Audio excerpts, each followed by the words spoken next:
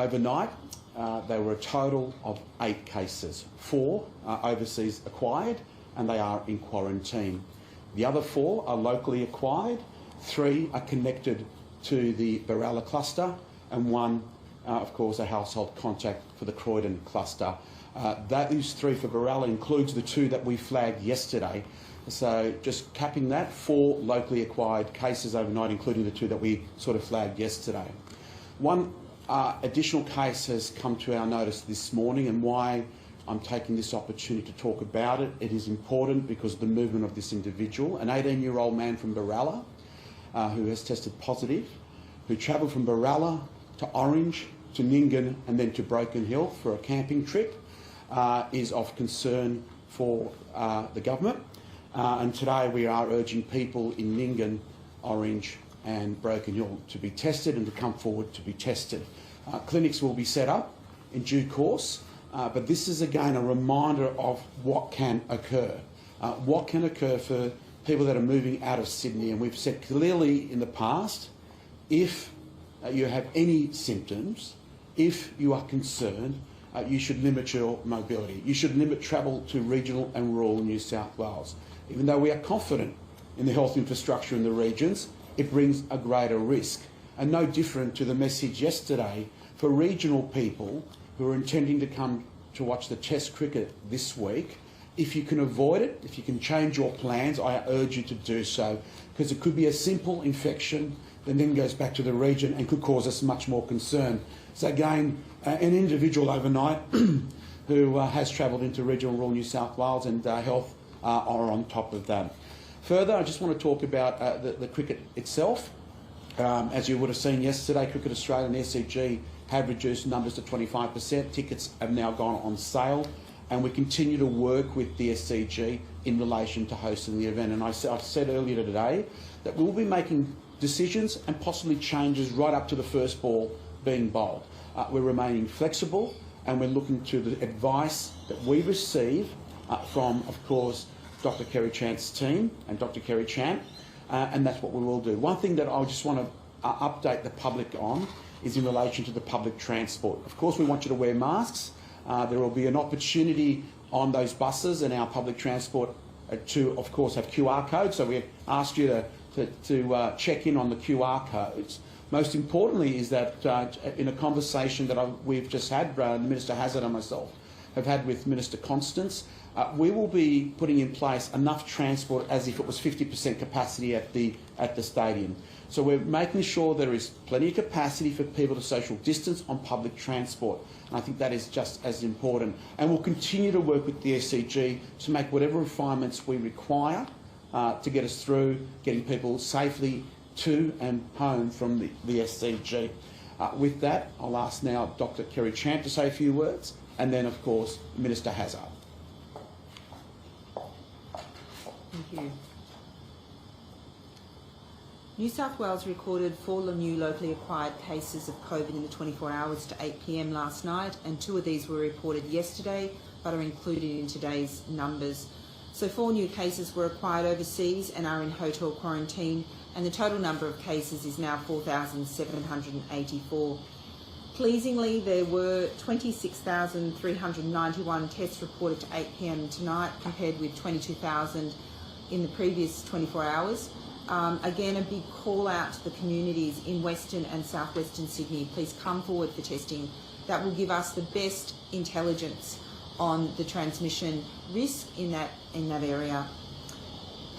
And I would also like to acknowledge the local community, and just remember that you are doing this as part of your protecting your loved ones. So even if you've got those most minimal of symptoms, it is critical that you come out and get tested. Of the cases today, if I just run them through, we announced some of these cases yesterday.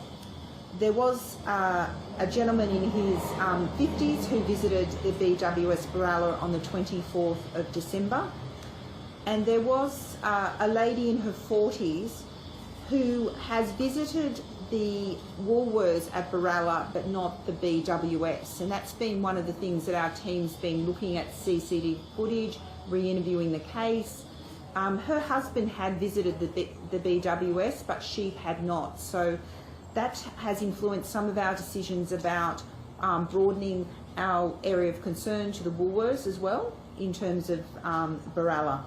And then the third case linked was a household contact of one of the Barella cases. There was also one close contact of a case linked to the Croydon cluster, and I can confirm that that person was in isolation and therefore posed no risk to the community. So I just want to recap some of our public health advice in terms of those who, in relation to BWS at Woolworths and Barella. So people that have been identified as close contacts need to isolate for 14 days since they were last in the venue. So people might have gone back to those sites. It's important that you use your last date, and our contact tracers, if they've spoken to you, will help you and assist you to identify that 14 days. We are using a number of means to identify people, from credit cards and also rewards programs, and can I acknowledge the great assistance that Woolworths has provided in obtaining that, and also various banking institutions that have assisted. But it does mean that some people may not have been contacted, and that's where I'm calling on people who know and prompt friends and colleague and family about knowing anyone who's been in that BWS or the Barella Woolworths, to alert them to the website and to urge them and encourage them to follow that public health advice. So just going back, those identified as close contacts from BWS and Woolworths in Barella should get tested and isolate for the 14 days, even if they receive a negative result. And what we're asking is that household contacts of these close contacts should just isolate until they know that their person who attended that venue is negative. They should effectively isolate themselves from that person before that person goes for the test, and then once that test comes back negative, that person remains separate from them. I know that's a complex concept, but we are trying to get ahead of this virus by doing those secondary contacts in the event that one of those people turn out to be positive. And then people identified as casual contacts from these two venues should get tested and isolate until they receive a negative result. But again, because it is 14 days, it is important that even if you've got a negative result at any one point in time, you need to continue to monitor yourself for symptoms and present for testing again. So just to go through, in terms of the BWS Barella, the dates are Sunday the 20th of December, and what I'm going to read out is the close contact dates. And in essence, casual contacts are really any other times on the days that I'm listing. But in terms of close contacts, from 12:30 p.m. to 2 p.m, and so that would make casual contacts anyone else who was there that day. Monday the 21st of December, casual contacts all day. Tuesday the 22nd of December, close contacts from 12:45 p.m. to 9:15 p.m, and casual contacts at all other times that day. Wednesday the 23rd of December, close contacts are from 1:40 to 9:15 p.m, and casual contacts are all other times that day. Thursday the 24th of December, close contacts are from 12:40 p.m. to 9:15 p.m, and casual contacts are at all other times that day.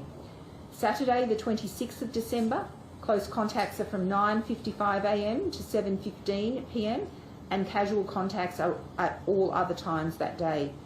Sunday the 27th of December, close contacts are from 12:40 p.m. to 8:15 p.m, and casual contacts are at all other times of that day. Monday the 28th of December, close contacts are from 9:30 a.m. to 7:15 p.m, and casual contacts are at all other times that day. On Tuesday the 29th of December, close contacts are from 1:45 p.m. to 9:15 p.m, and casual contacts are at all other times that day. Wednesday the 30th of December, close contacts are from 12:45 p.m. to 9:15 p.m, and casual contacts are at all other times that day. And Thursday the 31st of December, close contacts are from 8:30 a.m, repeating that, 8:30 a.m. to 3 p.m, and casual contacts are at all other times that day.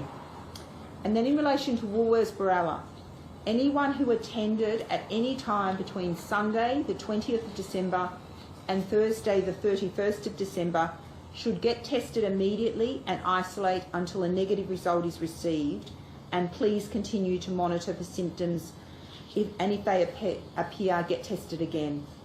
In relation to the overnight cases, obviously overnight cases, because the laboratories are working 24/7, what I'm calling out is cases that have a public health implication. So one further case reported since 8 p.m. last night visited the Baralla BWS on Christmas Eve. This case then travelled to Western New South Wales and attended venues in Broken Hill, Orange and Nyngan when potentially infectious. Now, can I thank this individual?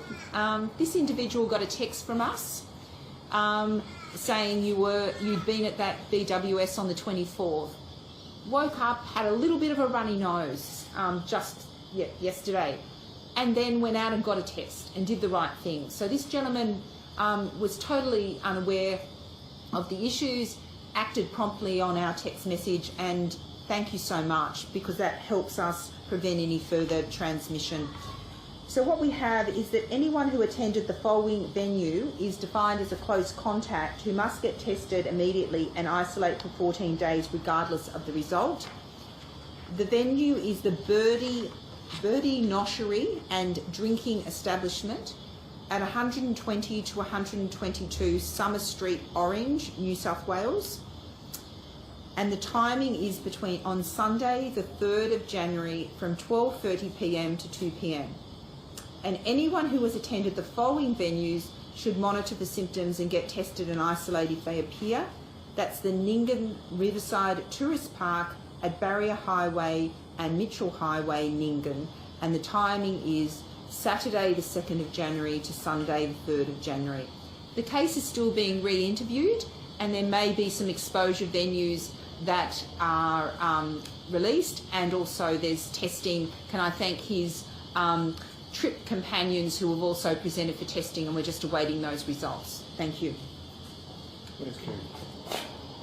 On behalf of New South Wales Health and the state government, I'd like to thank individuals all across this state who have stepped forward and been tested, knowing that if you have any advice from New South Wales Health that you have been in a venue that we have named, or you're a close contact of someone who's been in those venues, or if you wake up and, as we just heard, a very aware young man, an 18-year-old, listened to the message and noted that he had symptoms. If you have any symptoms at all of a cold or flu-like illness, or even just a bit of fatigue, you should actually get tested. Now, the Deputy Premier has highlighted the importance for regional people to be on the alert. Today we have this 18-year-old young gentleman who has come forward and told us about his travels. I think that does reinforce the message that this is an issue for the whole of New South Wales. You can't assume just because you are in regional New South Wales that you either don't have the virus or you're safe from the virus being transmitted to you. So any symptoms at all, go and get tested. But particularly our focus is also in Western and Southwestern Sydney. Obviously the issue at Baralla continues to be of high concern for New South Wales Health and the government.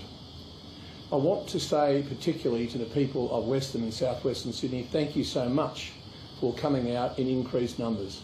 But as the Deputy Premier said, we still need more. We need many more to come out and be tested. It is crucial for us, for New South Wales Health, to be able to be certain that we don't have chains of transmission that we're failing to identify. The only way New South Wales Health can identify chains of transmission is to have people come forward and be tested. Otherwise, they are not empowered in the job they have to keep us safe. As to the community around Baralla, I particularly want to say this to the community leaders. The community around Baralla is a very vibrant, multicultural part of Sydney. It is a community of many different peoples. What I would ask is the community leaders to actually step forward and make sure your particular community hears the message.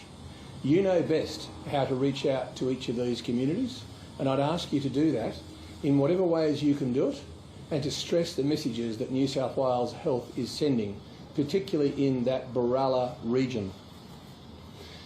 Can I add something in relation to that in the context of the SCG and the upcoming test? Obviously, New South Wales is absolutely delighted that we can host this test. It's part of our tradition and part of our history. But it's also crucial, as the SCG has identified, working with New South Wales Health, that people from certain suburbs in that Baralla area do not attend this test. You must not attend this test. Now, ticket sales have gone in a way that is aimed at ensuring that people from particular suburbs around Baralla do not acquire tickets and do not come to the test. That's for your sake and for our community's sake.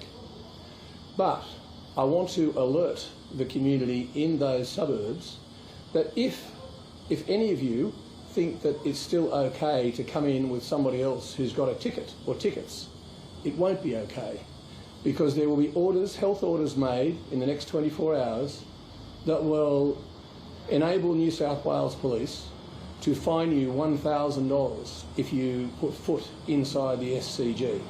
You must not come to the SCG. So just be aware of that. I'm going to just highlight those suburbs.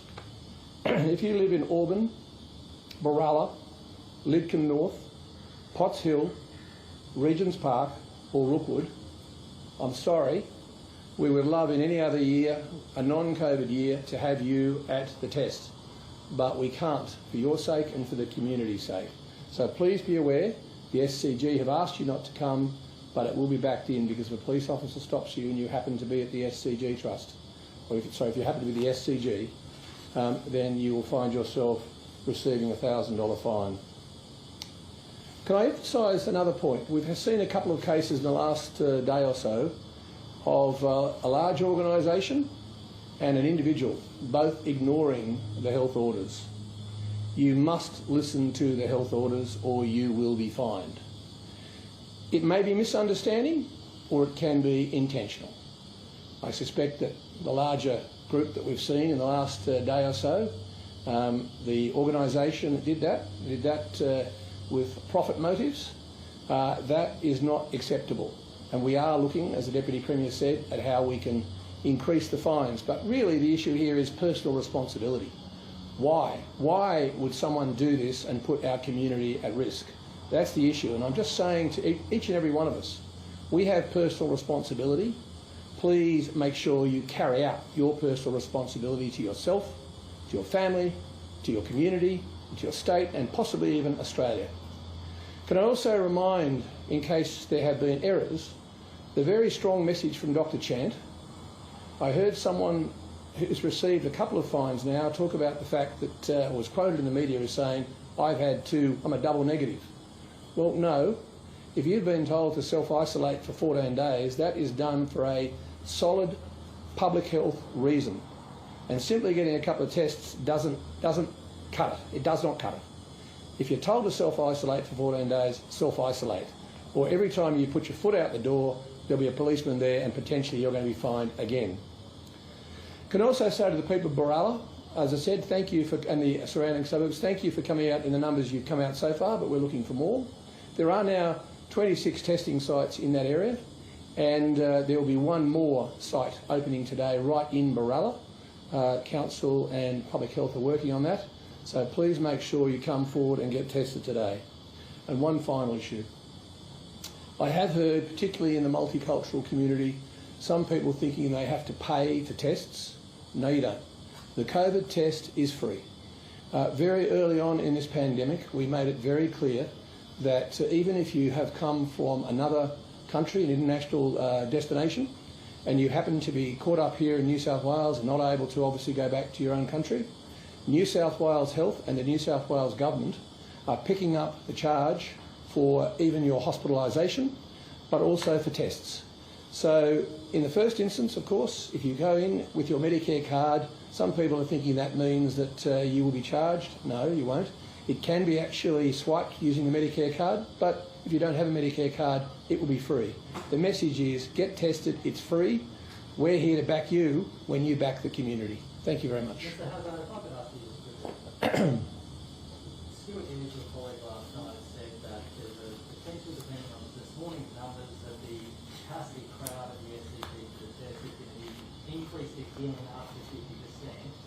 So is that still on the cards? Could that happen before Thursday? The advice that we take, of course, is the advice of public health, and I don't think Dr. Chant could be any clearer that in the current context, and I emphasise the current context, and you've heard about another case this morning, overnight, that her preferred position is it be 25%, but like everything in health, we listen to the health advice, we'll continue to listen to the health advice, but as it stands at the moment, the SCG have worked extremely well with New South Wales Public Health, and the number is 25%. So that's the working number that we're relying on at the present time. Minister, the plan to Chris. fine fans from that Barilaro. Sorry, Chris, say that again.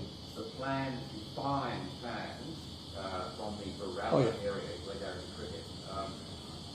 Does that apply to other sporting events? For instance, the West Sydney Wanderers are playing in Newcastle. At the moment, the public health advice is the high level of concern is focused on people coming from that area into the SCG. But look, it's all under review every day. Chris, you would know this is almost 12 months, and every day it's a review. Every day public health looks at these issues, and of course, if public health gives the government advice on any of those other issues, we would take it.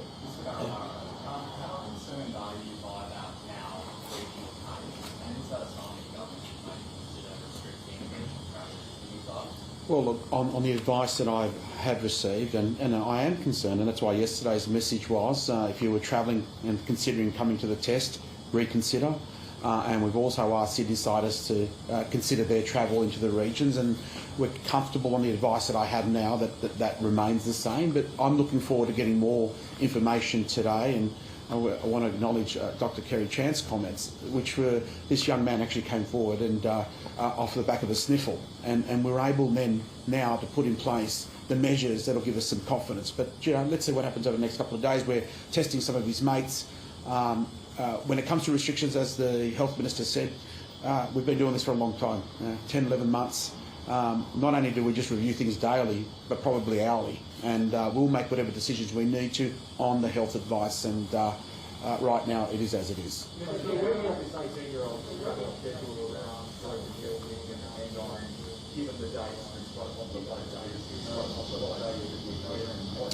Yeah, well, Dr. Kerry Chant just spoke about that earlier. We have identified travel movements. We've identified a couple of venues in Orange and Nyngan that he had frequent, and we're just finalising a venue in Broken Hill. But he was camping, so it gives us some hope. This is back on something that occurred in December.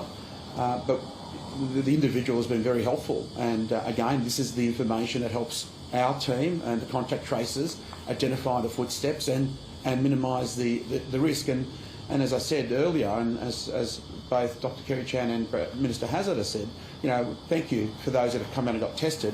Having 26,391 overnight is a nice number, but it's nowhere near where we need to be. We want to get into 30 to 40,000 people. The more tests we have, the more confident we are in relation to the data, and it gives us the ability to stand here in front of the public and be honest about where we have anxiety. And look, every day is volatile. I am concerned about any travel movement into the regions. That's why we're asking people to limit mobility, and that's the best we can do at this stage. Are you concerned about the UK strain that is currently that caused a nationwide lockdown in the UK? What are your concerns there, considering that 11% of all infected COVID travellers coming into Sydney are from the UK in the past 4 weeks?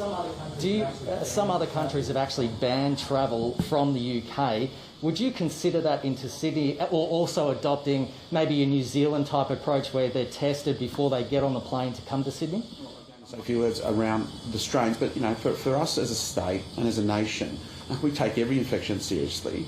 We've seen success because of the protocols and measures we've put in place. We're learning like any other nation. There is no playbook or rule book that shows you exactly how to manage a global pandemic at the scale that we've seen over the last 10, 11 months. But in my mind, what we'll always do is put in the measures to protect the strains, but I might ask Dr. Kerry Chant to talk more about that strain. So clearly there is concerns that there's emergence of strains not just from the UK but in other parts of the world that may be associated with increased transmissibility. And there's probably some learnings about particular settings in which those strains are likely to emerge, particularly in immunocompromised patients. But in terms of the actions we've taken, this is being closely discussed and monitored by the Australian Health Protection Principal Committee. And we are also obviously in contact with those countries to get the best intelligence we can, and also through clinical experts in those countries. I think it highlights the importance of infection prevention and control, and so we've certainly upped our infection control from the point of view of increasing audits and increasing vigilance. It is a very human system, so we do need that high quality of audit and checking and double checking, because clearly we don't want to see an incursion event associated with a more highly transmissible strain. Certainly a number of the airlines are testing people, but again it's really important to know that there's no one silver bullet. Just because you're tested a couple of days before you've got on the plane, you could develop the infection on the plane, you could develop it as you're getting on the plane, you could develop it the next day. And so no, we haven't got any absolute guarantees. Our 14-day quarantine system, having good infection prevention and control, making sure we're quarantining our flight crew, we're screening flight crew that might be self-isolating. We've really tried to look at where we may get incursions, and recognising the fact that the rate of disease internationally is increasing, and so the threat level is never higher than it has been at this current time. We've also got to be careful that travellers travel all around the world, and so UK travellers, I understand that the strain's been dispersed already everywhere. So I think it is about that universal approach, making sure we treat anyone with COVID as highly infectious, and making sure we go through all of the end-to-end chain to ensure that we don't have that ingress and incursion events into our community. The Barilaro strain was from a hotel quarantine breach, and New Zealand is adopting a method where people are getting tested before they're allowed to come. I mean, surely that is the safest system. Occurring, that there are testing before you come. I'm just highlighting that no single solution prevents it. I'll just give you some examples which might highlight the point. We've had close contacts of cases. We obviously test a close contact day 1 because we want to know what their status is. Day 2, they're negative. Day 3, they're positive. And so this highlights the fact that the whole purpose of our quarantine system is to manage the end-to-end, treat everyone as infectious. Obviously, testing before they get on the plane, we would support anything to make sure there's not infectious patients on planes, travellers on planes. However, I would say to any traveller returning on an international flight, assume the person next to you has COVID. So the spacing, wearing the masks, taking those precautions will be essential, because a test at one point in time cannot guarantee your status, even in the afternoon. It's now at 11 days, that's significant broadening. Is there any other reason why that was enlarged other than the woman in her 40s? Is there any worker involved in that cluster? We want to take a very precautionary approach, and so we want to cast the net wide. Some of the thinking has been, we've been looking at the CCTV footage, and thank you very much for Woolworths to provide that. And we'll also be involving other experts in air modelling and other things to look at how that transmission events could have happened.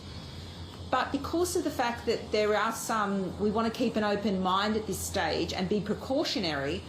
This lady, one of the people that I've reported today, did not actually go to the Barilaro BWS. A close contact of hers did. That person is negative, but that person had spent a lot of time in Woolworths in the preceding period. So obviously what we're thinking about is, could there have been someone infectious for a short period of time? And we know that one of the infectious people did go into Woolworths for a certain period of time. So because of that, And I'd like to again acknowledge the cooperation of Woolworths. We're making sure that there's extensive testing around the Woolworths facility. And in previous health advice, we had highlighted Woolworths, but what we're doing is just expanding that. And that's really because we don't want to leave any stone unturned in terms of tracking down any chains of transmission. And we appreciate the cooperation of the community. That testing and that assurance will help us. And if we're getting to 14 days since that exposure event, towards 14 days after that 24th of December, every day with those high testing rates and people complying with our instructions to stay in isolation will mean that we've got the best chance of containing this cluster. And so I really do appreciate it. I have had a glimpse of the testing numbers overnight, and I just want to say that they are a little bit more reassuring. The population has responded, but there is more work to be done. So please come out in force today. That will give us the best information we have to assess the situation. Just on fines, for businesses, $5,000. Is that enough, considering, I mean, that Western Sydney wedding, is the government considering... Well, Minister Hazzard already has touched on that of course we're going to reconsider and have a look at fines in general. Most people do the right thing. We prefer to work with a carrot, not a stick, but in this particular case, that venue out in Western Sydney, the wedding venue, it was a deliberate grab for profit, grab for cash. It was deliberate. The fine in itself, a $5,000 fine that's been imposed, some would say isn't sufficient, so that in itself has triggered for the government to consider fines going forward. Has there been any $200 fines for non-mask wearing, as far as you know? Look, I don't have the final figures, but yes, there was a couple of individuals yesterday that were fined for not wearing masks. What that number is, I'm happy to come back to you. Anything about the circumstances? Anything about the circumstances? I'm happy to come back to you. Over here. Obviously, there's been a little uptick in testing. Can I ask what proactive measures New South Wales Health and the government have been taking to make sure that communities know that, you know, like Mr Hazzard said, that testing is free, to speak in their language? What sort of measures have been taken? Mr Hazzard to say that, but look, the first thing is, you know, we're encouraging people to come out testing, and you heard earlier that we've already got, I think it was 26 clinics in the Baralla area, and then another clinic today in Baralla because of advice from that community. We're talking to community leaders, we're urging community leaders to come forward, because I know in those particular communities, those mixed migrant groups, ethnic groups, the importance of getting community leaders to become ambassadors to sell the message. Our messaging is to get tested, regardless what the symptoms are. You know, early in the pandemic, we did say, you know, get tested if you've got symptoms. Today, we're almost saying get tested if you're not sure, and we want people to come forward. And over the last few days, the calls out to Western Sydney, the calls out to Wollongong, and across the state, people have come forward, so they are hearing the message. But I'll ask Minister Hazzard to elaborate further. Public health is very good at looking at a whole range of initiatives to reach out to individual communities. We learnt that very early on, back in February, when there was a focus on a particular community at that point.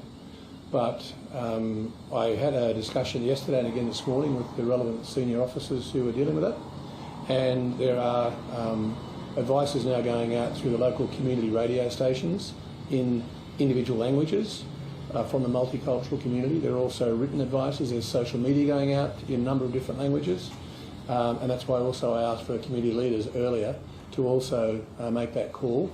A whole range of efforts are going out to try and make sure that we get to the local multicultural communities. The lack of a testing clinic in Baralla itself is forcing people to drive. In many instances, they may not have cars, and they may face a couple of train trips to get. Can we do something about that? Yesterday, I had discussions with local community leaders, and obviously they were very pleased at the number of testing facilities. There's 26 of them. There will shortly be 27. Public Health is working with the local council to just finalise a location which should be up and running early today. Right in the middle of what I'm saying. Thank you. Connor, your enthusiasm is getting in front of you. Thank you. The local... that was good. The local community will get a new pop-up service at Baralla today, because the very point you made, that is that some of the local community were telling me and other public health officials that if you didn't have a car or you weren't on the public transport route, it was difficult for them. So we've responded. All right, thanks everybody. Could I just say something at the end of this? We don't normally thank and remember to thank the Auslan interpreters. And I just got to say, this is now nearly a year of an Auslan interpreter being with us every single day. And I just want to say thank you to the Auslan interpreters for making sure our entire community can get the message that we put out each day. Thank you very much, and please convey that to others. Thank you, thank you, thank you.